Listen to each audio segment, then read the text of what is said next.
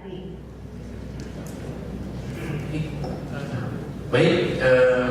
mungkin secara singkat saya jawab saja. Mungkin di beberapa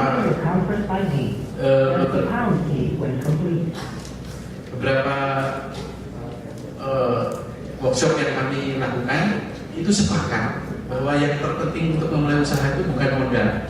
Ya, jadi beberapa pembicaraan tidak satupun mengatakan bahwa modal itu hal yang terpenting. Karena modal kita itu sudah ada sebenarnya, itu modal intelektual. Jadi intelektual kapital, ya. Modal semangat, modal kreativitas, modal kesehatan, ya. Masih muda-muda bisa ngelembur, ya. Kalau saya ngelembur besoknya sakit, ya. Karena masih muda. Oke, satu itu. Yang kedua, untuk program yang mungkin ibu maksud tadi adalah program bantuan dari Direktorat Kelembagaan. Jadi memang ada skema kewirausahaan yang diberikan dalam bentuk program kepada institusi, dan itu dikelola masing-masing oleh institusi tersebut. Jadi nanti akan kami sampaikan saja sifatnya. Dan untuk program BIG ini kami tidak memberikan dana. Jadi kami bukan di skema itu karena kami dari Direktorat Penelitian dan Pemberdayaan Masyarakat, tetapi kami adalah mengencourage knowledge base. Jadi bisnis yang berbasis dari penelitian, ya, dari riset, dari inovasi, ya, dan ide-ide kreatif. Ya, jadi kami nanti akan mengakomodasikan pertanyaan ibu ke Direktorat Kelembagaan. Jadi memang kita masih terintegrasi dalam satu Dirjen Dikti, ya, nanti kita akan sampaikan ini. Jadi mungkin sebaiknya malah rektor nyuratin ke Pak Dirjen Dikti saja jawaban kami supaya mendapat skema pembiayaan tersebut. Jadi karena memang ini dibagikan kepada seluruh perguruan tinggi, ya, ada yang 500 juta, ada 1 miliar, ada 2 miliar, dan sebagainya. Tergantung pinter-pinternya bikin proposal. Dan nanti mahasiswa secara kompetitif, ya, berkompetisi untuk mendapatkan skema pembiayaan tersebut. Oke, saya kira itu bisa saya jawab singkat. Dan ini karena waktunya sudah sore, jadi kami ingin ada pesan dari panitia bahwa untuk presentasi berikutnya kita majukan saja Pak Andito. Mudah-mudahan mungkin Pak Sigi yang bisa meninggalkan duluan, ya, karena harus ke bandara. Misalnya Pak Sigi ingin, tetapi yang Mas Sigi bisa? Saya, Pak Nancy, ya. Mungkin sebelum Pak Sigi pergi, kita akan memberikan sedikit cenderamata. Baik. Sebagai cenderamata. Oke, baik. Jadi ini Mas Sigi ada sedikit, ya. Cenderamata dari panitia diserahkan oleh Wakil Ketua Panitia Bapak Gatot Vanuarto Hermanto. Silakan Pak.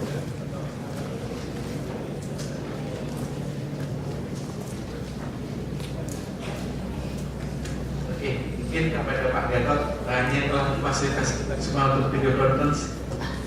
Boleh. Pembicara kita juga kepada Mas Henry Sekiono dan Mbak Nancy Mardi.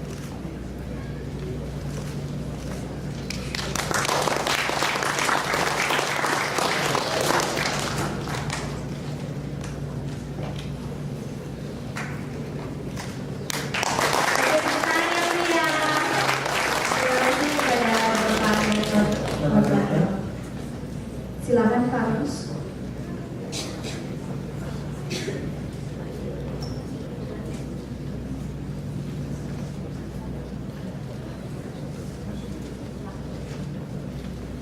Mungkin sebelum ini dari panitia BIG juga ada kenang-kenangan. Iya. ya kami persilakan kepada Dan akan diserahkan langsung oleh Bapak Agus Windarto.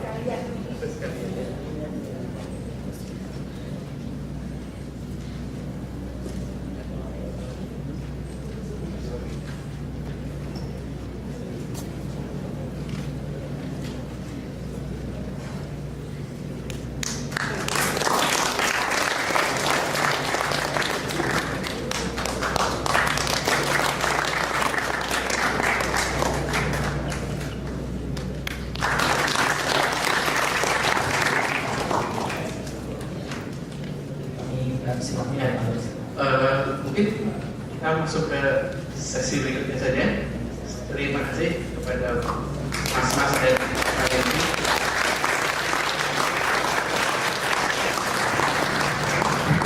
Jadi saya ucapkan kita beri tepuk tangan sekali lagi kepada terima kasih. Jangan lupa untuk akses ke portal kami dan kita akan membangun network ya. Jadi tidak ada lagi sudah kenal gitu ya. Jadi tidak ada lagi hambatan kita untuk berkomunikasi. Assalamualaikum warahmatullahi wabarakatuh. Terima kasih Bapak Agus Windarto. Selamat sore. Oke, sebelumnya kita beri tepuk tangan dulu dong buat Bapak Agus. Dan kita langsung saja masuk ke sesi kedua. Ya, sesi kedua ini adalah presentasi dan diskusi Kamar Dagang dan Industri Indonesia. Dan pembicara kita adalah Bapak Handito Hadijuwono dengan moderator Bapak Wiku Bakti Bawono Adi Sasmito. Ya, Bapak Wiku ini merupakan direktur dari Direktorat Kemitraan dan Inkubator Bisnis. Ya, kepada pembicara dan moderator kami silakan. Mungkin bisa kita berikan tepuk tangan. Ya.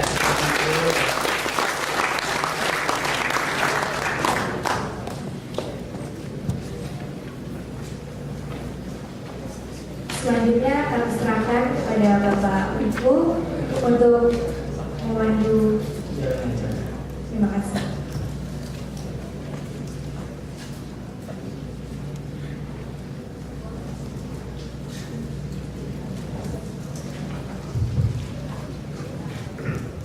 Oh ya, mohon maaf mungkin ada sedikit salah. Di sini Pak Wiku merupakan pembicara juga, merupakan salah satu dari narasumber, dan yang menjadi moderator adalah kembali kami persilakan Bapak Agus sebagai moderator untuk memandu jalannya presentasi. Ya, tepuk tangan dulu buat semua pembicara. Baik teman-teman sekalian, selamat pagi, selamat sore, semangat ya. Nah, kalau tadi itu mas-mas dan mbak-mbak yang kita lihat umurnya masih bete ya, jadi berarti ini semua kita ya, mahasiswa ya, baru lulus beberapa tahun yang lalu dan sudah menjadi pengusaha yang hebat.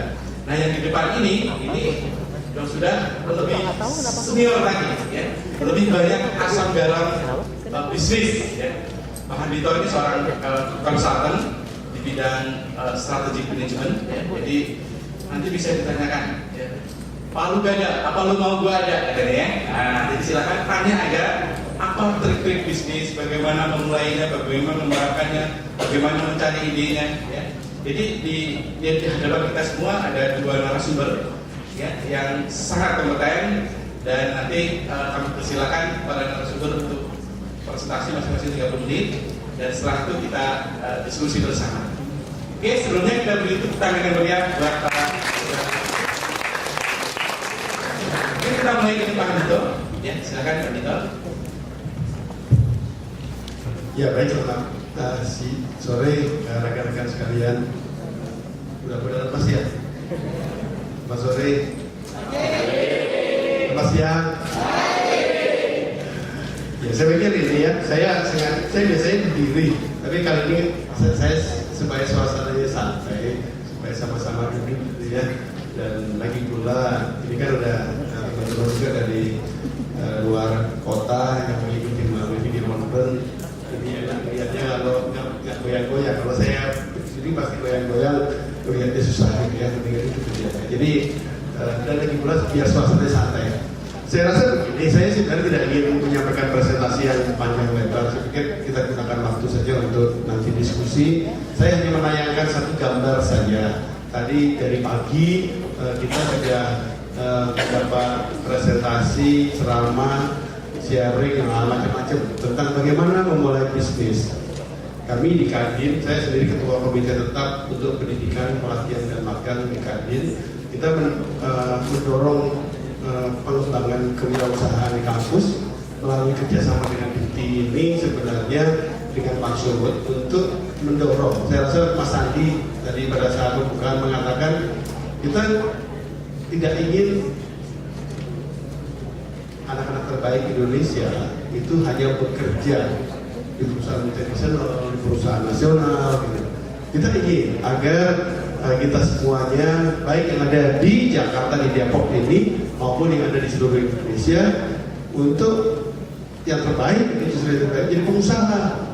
Zamannya sekarang kita tidak bisa lagi menyediakan calon-calon pengusaha itu dari yang sumber daya sisa, dari orang-orang sisa. Kalau zaman dulu, kalau yang nilainya paling bagus dari profesor, dari doktor, dari dosen, Ibu ini termasuk stoknya di situ ya Pak ya, yang terbaik dulu itu kan begitu ya, zaman dulu begitu. Wah, nanti kalau nggak diterima yang terbaik, punya IP yang tinggi, nggak masuk di sana, jadi ini karyawan terakhir udah yang terbaik jadi karyawan perusahaan multinasional yang kerjanya di perusahaan asing, gajinya banyak sesuatu, sehingga mereka ambil duluan tuh, diijon dulu.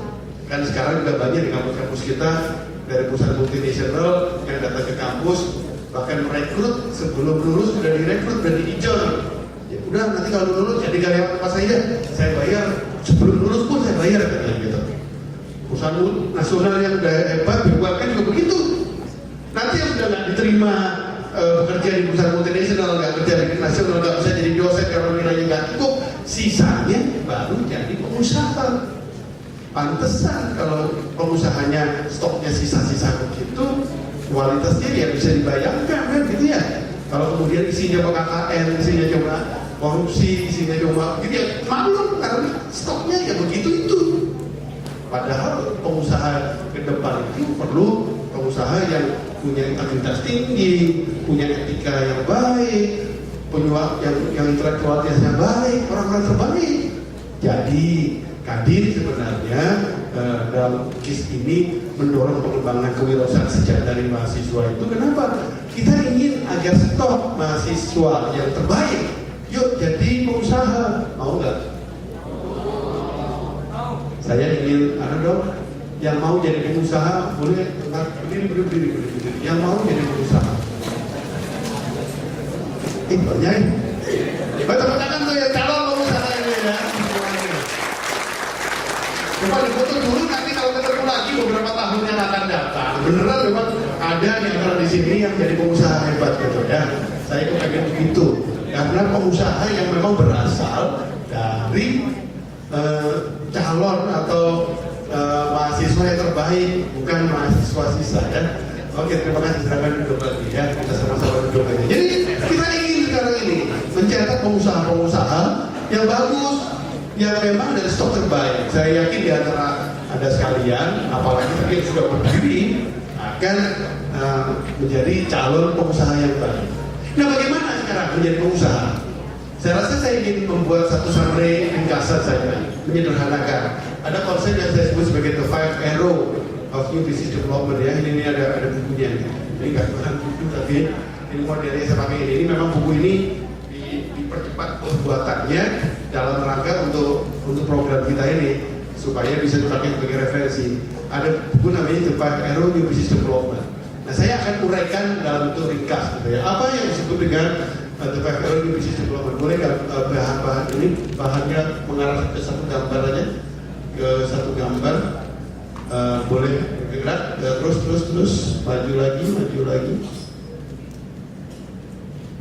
Ya, oke, di sini saya stop sampai di sini. Saya hanya menggunakan satu halaman ini saja ya. Jadi kalau kita amati dari perjalanan tadi, semuanya sejak dari Mas Andi pagi hari, dari Mas Andi, Mas Nancy, Mas Singgi, semuanya mengatakan bahwa jadi pengusaha itu banyak versi, banyak cara lah. Kalau ada mengatakan pengusaha harus begini, pengusaha itu banyak cara. Tetapi ada satu kesamaan. Seorang pengusaha yang baik itu memulai keinginannya untuk berbisnis dengan melakukan yang namanya daydreaming, bermimpi tapi lagi sadar. Daydreaming, mimpi yang bukan mimpi lagi tidur, mimpi lagi sadar, punya angan-angan yang tinggi, punya angan-angan yang besar. Saya nanti sekarang belum, saya nanti pengen punya usaha. Wah, kalau Mas Hedi punya 500, saya pengen punya 100.000 outlet barangkali. Tidak apa-apa, namanya mimpi, tidak apa-apa gitu ya. Punya keinginan, punya cita-cita gitu. kalau Mbak Nancy punya praktik fraktalnya seperti itu, saya nanti mau yang lain lagi. Saya belajar mungkin mau, silakan. Seorang pengusaha yang baik harus pengusaha yang punya mimpi, harus berani bermimpi. Maksudnya bermimpi aja nggak berani, ya kan gitu ya. Harus. Seorang pengusaha yang baik harus punya mimpi. Kalau dulu saya selalu menggunakan sharing pengalaman saya supaya lebih sederhana aja gitu ya. Saya dulu ketika mau jadi pengusaha, cita-cita saya dulu, wah saya pengen punya penghasilan untuk, waktu itu saya mau beliin kaos buat bapak saya gitu kan. Karena masih SMP, belum boleh kerja kan. Karena belum bisa kerja, dia menjadi pengusaha. Meskipun bisnis saya pertama gagal. Jadi sebenarnya gini loh, kalau jadi pengusaha itu kalau gagal nggak apa-apa ya, nggak apa-apa. Malah lebih baik gagal ketika masih kecil ketimbang gagal ketika sudah besar. Nggak apa-apa. Jadi menurut saya jadi pengusaha dan gagal itu bukan sesuatu yang ditakukan. Nggak apa-apa, tapi setelah gagal harus bangun lagi kan begitu. Jadi langkah pertama, diri punya mimpi, terserah mimpi yang saya nggak mau diatur-atur orang, mimpi yang silakan. Saya punya duit yang banyak, silakan. Saya mau beri ruang kerja buat teman-teman lingkungan saya, silakan. Jadi langkah pertama adalah di dreaming. Tapi setelah Anda bermimpi, sudah punya angan-angan yang besar, jangan cuma berhenti sampai di situ. Bikinlah rencana kerja. Tadi Mas Andi di bagian 1 mengatakan bisnis plan. Udah benar. Saya lihat ada konsep wira mandiri, wira muda. Ini kan ada program EDITI untuk di seluruh Indonesia untuk mendorong lahirnya pengusaha-pengusaha baru, disuruh bikin bisnis plan. Benar. Tapi bisnis plan-nya jangan bisnis plan asal bisnis plan. Harus sesuatu yang kreatif kan gitu ya. Artinya apa? Setelah daydreaming-nya, mimpinya nanti dibangun besar-besar. Langkah kedua harus thinking itu rasional. Tidak ada bisnis yang hanya mengandalkan sesuatu yang emosional. Nggak bisa. Kalau kita berbisnis yang baik, harus punya kemudian rencana kerja yang rasional, tetapi yang kreatif. Harus sesuatu yang unik. Saya tadi sempat sepanjang pagi tadi itu ketemu dengan teman-teman di sini yang produknya udah dipajang di depan itu. Hanya yang kreatif tadi. Wah, ada yang punya ide bikin sepatu kan, sepatunya diwarnain kanan kiri beda gitu tadi. Kalau ada lihat itu ya. Kalau biasanya sepatu kan kanan kiri itu isinya sama gitu. Yang beda. Yang kanan desainnya begini, yang kiri desainnya begini kan gitu ya. Wah, itu idenya ide gila itu. Bahkan yang nanti pakai pun bisa disangka orang gila juga gitu ya. Itu sepatunya beda-beda gitu mas gitu kan gitu. Wah, itu loh gak apa-apa. Nah itu harus sesuatu yang beda. Kalau orang lain sama, kita yang beda gitu. Ya tentu saja beda itu dalam pengertian kalau didesain dengan baik kan tetap indah kan begitu kan. Jadi harus punya sesuatu yang unik, yang beda, yang kreatif, tetapi tetap rasional dan harus punya rencana kerja yang baik dan biasakan tertulis. Tidak ada rencana kerja yang tidak tertulis yang bisa sempurna dijalankan. Karena kalau dengan tertulis lain kali kita bisa cek yang tertulis tadi, orang lain bisa cek. Jalan, udah kan gitu ya. Jadi langkah kedua, kan sudah pada kepengen jadi pengusaha nih, bermimpilah sambil begini bermimpi aja, nggak apa-apa. Yang kedua, bikin rencana kerja yang kreatif thinking. Kalau sudah punya rencana kerja, itu modal udah besar. Kalau udah punya bisnis plan, modal besar. Cuman jangan hanya sekedar bikin bisnis plan. Kalau sekedar cuma bisnis plan, itu kuliah entrepreneurship di sekolah. Karena rencana kerja yang baik tidak akan pernah jadi bisnis yang baik kalau tidak dilaksanakan. Nah, yang di situ dilaksanakan itu push the pedal itu. Push the pedal itu artinya yang ngegoes sepeda gitu, melangkah, menjalankan sepedanya, diinjek itu pedal sepedanya biar bergerak. Nanti saya tutup dengan itu nanti ya. Tetapi pada dasarnya rencana kerja yang baik percuma akan jadi rencana kerja kalau nggak dijalanin. Jadi jalanin, push the pedal, itu rencana kerjanya itu jalanin. Kalau sekarang udah punya dari kemarin ke hari ini punya ide yang baik, punya rencana kerja yang baik, jangan tunda, besok atau lusa, jalanin hari ini. Dan menjalankan itu mulai namanya juga menginjak sepeda, jalannya pelan-pelan nggak apa-apa. Tidak orang naik sepeda langsung ngebut, pasti pertama kalinya pelan. Kalau mau jadi pengusaha, nggak apa-apa dimulai dari kecil dulu. Mau jadi besar tuh mulainya dari kecil, cuma jangan jadi kecil terus.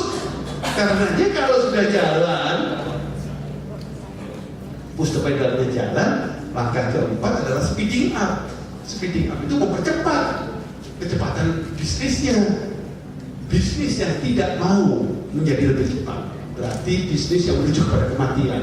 Iya, jadi kalau bisnis yang mau langgeng, bisnis yang mau jalan, supaya jalan harus tumbuh. Tidak ada orang, tidak ada bisnis yang bisa jalan terus kalau tidak tumbuh. Kalau dia sudah stabil, tidak tumbuh, artinya tinggal tunggu, cari waktu akan mati dia. Jadi kalau supaya tidak mati, dia harus tumbuh terus. Kenapa? Loh, di dalam perusahaan kan ada karyawan, ada yang punya, ada macam-macam. Ada pemerintah juga, bahkan kantor pajak pun juga melihat. Kantor pajak itu dari tahun ke tahun dilihat berapa kenaikan pertumbuhan keuntungannya, dia bilangnya. Karyawan juga begitu, kok nggak naik-naik ini perusahaan kita ini. Kalau nggak naik-naik, maaf sih, ngapain terjadi perusahaan yang nggak bisa naik-naik. Jadi perusahaan yang mau hidup harus perusahaan yang tumbuh terus. Tancap gas. Kalau ada kesempatan tancap gas.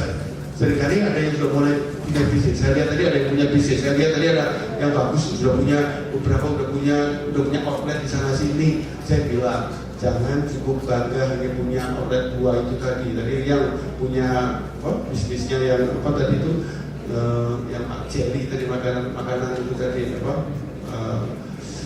Akhir-akhir tadi itu. Wah, saya udah punya 2 outlet Pak katanya. Jangan cuma 2. Kalau ada kesempatan, tangkap gasnya. Kesempatan tidak muncul kedua kali. Kalau ada begitu ada peluang, perbesar bisnisnya. Jangan mau jadi pengusaha kecil-kecil. Jangan mau kalah sama Hendy yang udah punya 200. Jangan mau kalah dengan Pak Sandiaga Uno yang udah puluhan triliun bisnisnya. Maju terus kan gitu, tancap gas. Memang ketika kita tancap gas, ada titik tertentu kita itu pada titik yang kehabisan napas istilahnya. Tancap gas kehabisan napas. Iya, normal, manusiawi. Saya juga menggunakan ilustrasi orang naik gunung. Kalau kita lagi naik gunung, pengen naik gunung gitu kan. Wah, saya mau mendaki gunung gede kata gitu. Wah, mau ke gunung itu dreamingnya, mimpi saya mau mendaki gunung gede kan gitu ya. Wah, nanti kalau begitu pakai naik apa ya sananya ya? Bawa apa ya? Rutenya yang mana ya? Itu semuanya kreatif tinggi. Punya rencana kerja. Begitu punya rencana kerja, jalan yuk. Kita naik gunung, udah langsung ke Bogor sana mau naik gunung. Pus pedal jalan. Begitu pus pedal jalan, biasanya begitu, apalagi kalau pendaki gunung pemula, begitu dia jalan dia pengen cepet naik. Nggak apa-apa, biarkan aja. Speeding up. Begitu sudah jalan, yuk cepet-cepet yuk. Padahal malah lari-lari. Begitu sampai ambil di puncak gunung, dia merasa, aduh, capek ya gitu. Capek ya. Nanti ada 2 kemungkinan kalau dia dalam posisi capek begitu. Udah cukup sampai di sini aja, udah foto aja, kelihatan puncak gunungnya, toh selesai kan gitu ya. Tapi kalau itu yang terjadi, tidak pernah dia berhasil mendaki gunung itu. Ada juga yang udah sampai di situ, dia bilang, saya buru-buru mau ini dengan kemarin lapangan kerja, yang itu lagi dipanggil tuh sama perusahaan multinasional. Malah nggak usah jadi naik gunung, nggak usah jadi bisnis baru, dah mendingan kerja aja. Gak pernah juga naik sampai di puncak gunungnya. Pada sampai di atas juga kadang-kadang gimana ya? Saya mau naik lagi tapi duitnya gak cukup nih, orangnya gak cukup nih, orang-orang saya kemampuannya terbatas, saya juga gak punya waktu lagi. Gimana ya? Kalau gimana terus gak akan pernah tercapai itu puncak gunungnya itu. Jadi pada saat seperti itu, langkah yang harus dilakukan adalah looking up, gitu, melihat ke atas, melihat ke depan, kan gitu. Seorang pebisnis yang baik, dia harus terus melihat ke atas, melihat ke depan. Ketika melihat ke atas, melihat ke depan, itu juga punya makna bahwa kita tuh kadang-kadang harus juga melihat yang di atas sana. Kita harus juga melihat orang-orang yang di atas itu bisa juga senior kita, bisa juga dosennya. Ini saya mendengar kabar dari Mbak Dia, iya itu calon-calon pengusaha itu yang di Wira Muda itu sudah jalan, udah ada kesulitan, dia datang itu ke senternya, nanti minta konsultasi, tanya pada orang yang lebih senior. Harus tidak boleh segan-segan begitu. Pengusaha yang baik harus pengusaha yang terus mau belajar terus, dan dia harus terbuka, melihat terus ke atas, tetapi juga dia terus harus belajar. Karena ada kata selesai. Pengusaha yang dia merasa sudah hebat dan dia merasa semua segala-galanya dia sudah bisa, sudah ngerti, maka pengusaha seperti ini sudah menuju kegagalan dia. Jadi seorang pengusaha yang baik terus harus looking up, harus terus melihat ke depan, melihat ke atas, dan harus sekali juga kemudian nggak usah segan-segan untuk tanya kepada temannya, kan gitu, tanya pada konsultan, pada orang lain yang lebih senior, kan gitu. Kalau itu bisa dilakukan, maka gunung yang hampir tercapai itu benar-benar tercapai, benar-benar sampai di puncak gunung. Nanti kalau gunungnya udah tercapai, gunung gede yang udah tercapai, akhirnya kita naik gunung yang lain. Artinya kalau di siklus pengembangan bisnis baru, maka kita masuk ke bisnis baru yang lebih besar lagi, lebih besar lagi, lebih besar lagi. Bisa jadi bisnisnya lebih besar, dari outletnya dari 500, pasiennya jadi 600, 700, 800, 900, itu punya bisnis yang baru, punya bisnis yang baru. Gak apa-apa. Seorang pengusaha yang baik memang begitu, harus terus tumbuh, harus terus tumbuh. Tapi jangan lupa, harus selesaikan tugasnya dulu. Tugas menyelesaikan satu gunungnya harus selesaikan dulu. Kalau itu nggak diselesaikan, nanti nggak akan pernah tercapai. Semua kerjanya tanggung di tengah jalan. Jadi 5 arah bagian atau 5 arrow ini mudah-mudahan bisa menjadi summary dari apa yang Anda selama ini sudah pikirkan, sudah bayangkan, yang tadi pagi juga sudah dengarkan. Jadi kalau gitu, kalau mau berbisnis gimana ya? Udah, jangan lupa satu adalah daydreaming, mimpi yang besar, berangan-angan. Tapi yang kedua kreatif tinggi, kemudian buat cara kerja yang kreatif. Yang ketiga adalah push the pedal, jalani rencana kerja itu. Yang keempat adalah speeding up, begitu ada kecepatan, kesempatan yang besar, lakukan. Dan yang kelima, terus lihat ke depan, terus lihat ke atas, looking up. Saya yakin kalau itu dilakukan, maka bisnisnya menjadi lebih besar. Nah, saya ingin menutup dengan itu ya, dengan yang ketiga, push the pedal. Karena banyak di sini saya yakin yang kepengen punya bisnis. Saya yakin sudah panas, artinya panas bukan emosi, tapi pengen punya bisnis kan gitu. Saya udah tahu Pak ini gimana ini memulainya gitu ya. Saya masuk ke satu halaman terakhir, ini ekstra lah ya, yang push the pedal. Yang push the pedal. Maju lagi, bahannya boleh maju. Terus satu lagi, saya lewatin aja dulu. Satu lagi. Ya oke, push the pedal. Ya, ini saya ceritakan konsep sederhana ini ya, yang dibuat oleh Evan 2006. Saya sengaja menggunakan ini dari, udah pernah baca bukunya belum? Evan 2006, namanya Push the Pedal, belum ya? Push the Pedal Principle. Belum ada bukunya sih, ya. Jadi ini konsep yang dilahirkan oleh anak-anak. Jadi saya sengaja membuat ini, mana Anda aja bisa, apalagi Anda sekalian. Ya, jadi suatu sore di meja kerja tempat saya kerja itu ada tertulis ini.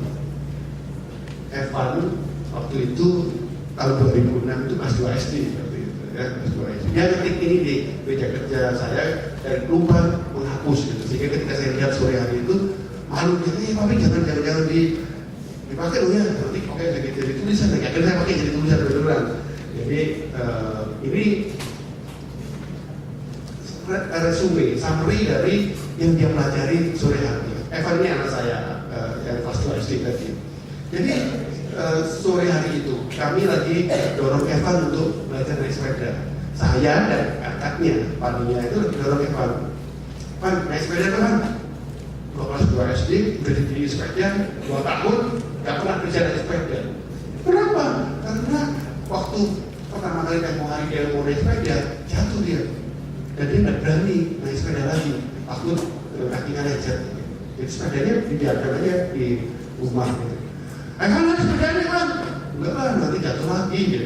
Nggak berani ya. Banyak juga di antara Anda barangkali selama ini pengen punya bisnis. Pengen nyoba. Kalau mulai gagal, nggak berani lagi. Apa punya bisnis? Nggak berani.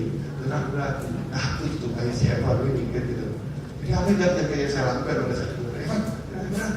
Dia ada malas-malas gitu, dia keluarin sepedanya.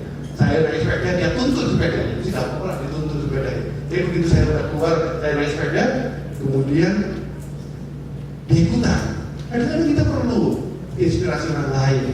Oh iya ya, itu Mercy bagus buat Mas ini tadi bagus juga gitu.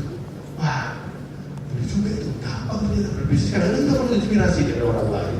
Jadi sore hari itu, udah saya jalan naik sepeda aja. Saya ikut langsung dari belakang, langsung ikut. Gak pakai belajar apa, langsung bisa naik sepeda. Udah langsung naik sepeda dan keputar dia langsung sore hari itu. Ya bisa pasti. Mau naik sepeda aja susah amat. Mau berbisnis aja kok susah amat. Anda semua juga pasti bisa berbisnis kan begitu. Jadi sore hari itu emang langsung dan langsung bisa. Sampai suatu kita hampir jatuh ya. Ketika hampir jatuh di belakang kakaknya si Fania bilang, Evan, jangan takut terus aja. Nah pulang dari naik sepeda itu dia tuliskan itunya kisahnya itu cara naik sepeda. Nomor 1 kalau mau naik sepeda push ke pedal. Kalau mau berbisnis, saya terjemahkan dalam kasus berbisnis. Kalau Anda sudah punya rencana kerja, punya niat berbisnis, udahlah, nggak usah tunda lagi. Udah mulai aja bisnisnya. Kalau udah mulai, katanya Eva, setelah pusat pedal. Nomor 2, konsentrasi. Kalau naik sepeda, jangan melenggang kemari, dia di depan, kata dia. Kalau mau mulai berbisnis, begitu Anda mulai berbisnis, konsentrasi di bisnis itu. Kadang-kadang muncul banyak godaan. Udah mulai bisnis yang lain ada, bisnis yang lain ada, bisnis yang lain ada. Boleh nanti jadi konglomerat, boleh nanti. Mulai dulu selesaikan dulu satu gunung bisnisnya tadi. Mulai dengan satu ide bisnisnya tadi. Saya tadi mendapat note dari Pak Dia. Pak Dia ganti bisnis lagi, udah 3 kali Pak. Ganti rencana bisnis. Sebenarnya nggak apa-apa, alamiah saja. Ganti rencana bisnis. Cuma yang saya ingin pesan, tidak ada bisnis yang terbaik, nggak ada. Yang ada adalah bisnis yang baik yang berjalan. Jadi kalau Anda sudah punya rencana bisnis, meskipun Anda setelah jalan Anda punya ide lain yang bisa jadi lebih baik, ya sudah hampir jalan, apalagi sudah mulai jalan ini jangan dilepas. Selesaikan dulu ini gunung yang satu, diselesaikan dulu. Kita tidak akan mungkin langsung mendaki 3 gunung. Mulai dulu selesaikan 1 gunung itu kan gitu. Jadi kalau sudah mulai itu sudah berdaya jalan, konsentrasi pada satu itu. Nanti kalau sudah, yang ketiga kamarnya yang tadi jaga keseimbangan. Sepedanya itu supaya ganti dalam keseimbangan. Sama ketika bisnis saya udah mulai jalan konsentrasi, kemudian kadang-kadang lupa diri kita. Saking asik dalam bisnis lupa sekolah, lupa keluarga, lupa macam-macam. Jangan lupa manusia tetap harus punya kehidupan kemasyarakatan, apalagi kalau masih mahasiswa harus tetap menyelesaikan kuliahnya, harus bisa jaga keseimbangan itu. Jangan lupa diri juga, punya semangat harus, tetapi harus punya kemauan untuk jaga keseimbangan. Beresin, jaga keseimbangan. Dan yang keempat katanya Evan, don't be afraid. Ya ingat kata-katanya Fania, ketika suatu ketika ada goncangan gitu ya, Evan jangan takut, sama nanti kalau ada di jalan bisnis. Waktu kita udah jalan, Anda sudah jaga keseimbangan, Anda udah konsentrasi, ada saja yang kemudian membuat kita barangkali khawatir. Pada saat seperti itu, kalau ada orang lain di sebelah, ayo maju terus, jalan terus, jangan takut, jalankan bisnis. Dan you ada, kata Evan, pasti bisa, gampang kalau kita naik sepeda, gampang kita berbisnis. Jadi kalau Anda sudah punya tekad berbisnis, udahlah pakai rumusnya Evan aja, itu mau anak-anak itu bukan rumusnya siapa-siapa, ya kan?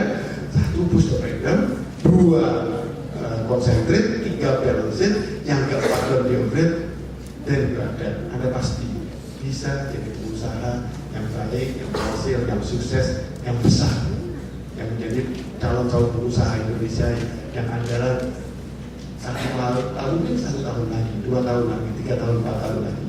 Karena memang berasal dari stok terbaik yang ada tidak hanya di Depok, Jakarta, tapi di seluruh Indonesia. Ya, mudah-mudahan